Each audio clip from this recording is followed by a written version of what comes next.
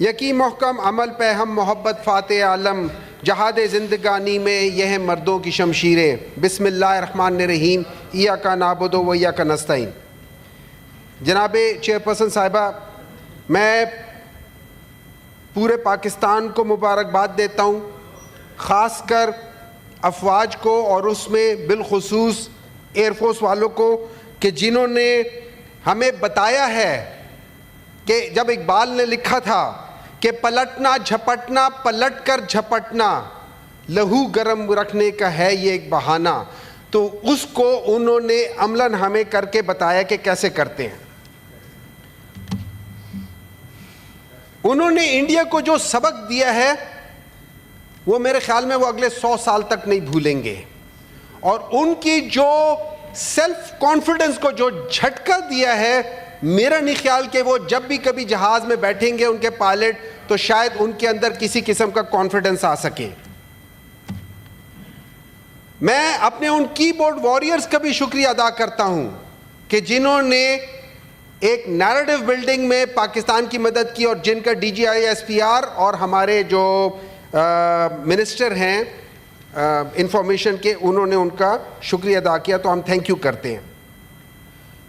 میں ہمیشہ یہ سمجھتا تھا کہ، اور غلط سمجھتا تھا کہ شاید میاں نواز شریف صاحب جو تھے وہ خاموش تھے، لیکن عظمیٰ صاحبہ نے بتایا کہ نہیں.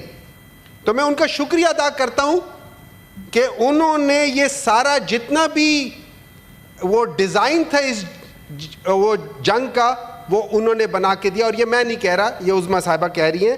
تو وہ شاید اس دوران میں کسی خفیہ جگہ پہ بیٹھ کے یہ ساری ڈیزائننگ کر رہے تھے. تو تھینک یو ویری مچ میاں نواز شریف صاحب، آپ نے یہ پورا ڈیزائن کیا اور لوگوں کو کافی سرپرائز دیا.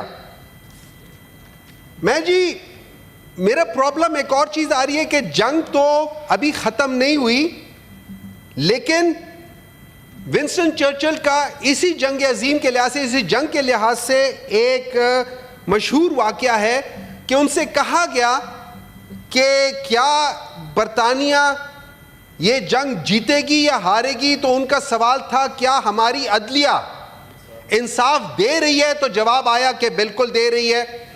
تو انہوں نے کہا اگر ہماری عدلیہ انصاف دے رہی ہے تو ہمیں کوئی ہرا نہیں سکتا. اب اس کے لحاظ سے میں آج کے دن میں آ جاتا ہوں، اور میں اپنے یہاں پہ جو کانسٹیٹیوشنل امینڈمنٹس ہوئی ہے 26ویں ترامیم، اس کے لحاظ سے میں بتاتا ہوں کہ اس وقت ہماری عدلیہ کیا کر رہی ہے.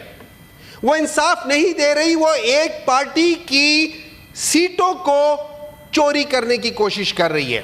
یہ یاد رکھیں کہ کانسٹیٹیوشنلی ریویو پٹیشن کی ایک لمیٹڈ سفیر ہوتا ہے، اس میں وہی بینچ بیٹھتا ہے جس نے سنا ہوتا ہے. ہم لوگوں نے کانسٹیٹیوشنل امینڈمنٹ کے بعد اس ریویو پٹیشن کو ہم نے چینج کر دیا ہے، ہم نے بینچ چینج کر دیا ہے، صرف اس وجہ سے کہ ہم لوگ سب چیزیں تو چوری کرتے تھے، ذرا سیٹیں بھی چوری کر لیں.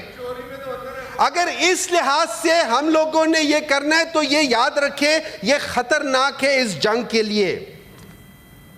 کیونکہ میرا دل ایک اور چیز پہ دکھتا ہے کہ جب ایک سیزن بیوروکریٹ شمشاد احمد صاحب کہتے ہیں کہ اس گورنمنٹ میں کوئی ایسا شخص نہیں ہے جو بغیر پرچی کے ٹرمپ کے ساتھ بیٹھ کے بات کر سکے. میں جب تسنیم اسلم صاحبہ کی بات سنتا ہوں جو کہتی ہے کہ ایک پولیٹیکل پارٹی کے زمانے میں کلبھوشن کے اوپر بات کرنا منع تھی، میں فرانس کو کہوں گا کہ آپ اپنے 4-5 رافیل پاکستان کو ویسے گفٹ کریں تاکہ کو پتہ چلے، دنیا کو پتہ چلے کہ یہ رافیل کا مسئلہ نہیں تھا، یہ اس کے اندر وہ تھے. ابھی 30 سیکنڈ باقی ہے جی. لیکن میں آخر میں بتاتا ہوں ہسٹری. ابھی حاجی صاحب نے بات کی ہے، انہوں نے باچا خان صاحب کی بات کی تھی. باچا خان صاحب واز نون ایز سرحدی گاندھی.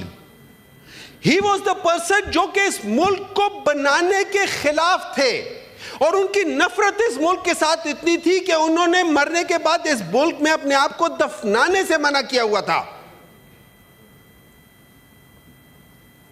تو اگر ہم اس لحاظ سے کریں گے تو پھر تو بات نہیں بنے گی. شکریہ جی. اور آخر میں شکریہ، you made your point, please بس ختم کریں.